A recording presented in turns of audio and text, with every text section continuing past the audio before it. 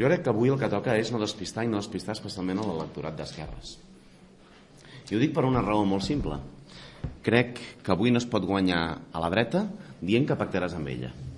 No es pot guanyar a la dreta que suposa retrocessos en drets i llibertats, en polítiques socials i la indefinició en termes nacionals, dient que acabaràs pactant amb ella.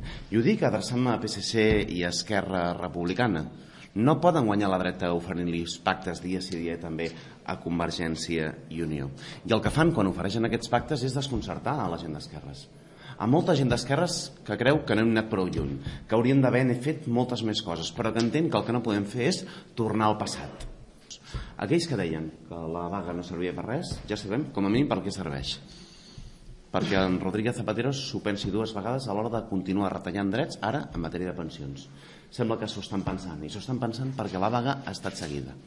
Però el que diem des d'iniciativa és que no en tenim prou. I és que no entenem com en Rodríguez Zapatero no rectifica en la reforma laboral que considera imprescindible. Com pot ser que sigui imprescindible per competir amb el món, acomiadar amb costos empresarials en 12 dies per any treballat? Per tant, jo vull felicitar el senyor Mas perquè 3 dies després de la vaga encara no ha valorat la vaga i encara no ha dit si ell està o no d'acord en què s'ha de rectificar la política de retallades socials que el senyor Mas ha acompanyat amb en Rodríguez Zapatero a Madrid. I ho ha aconseguit. Té un mèrit, se li ha de reconèixer.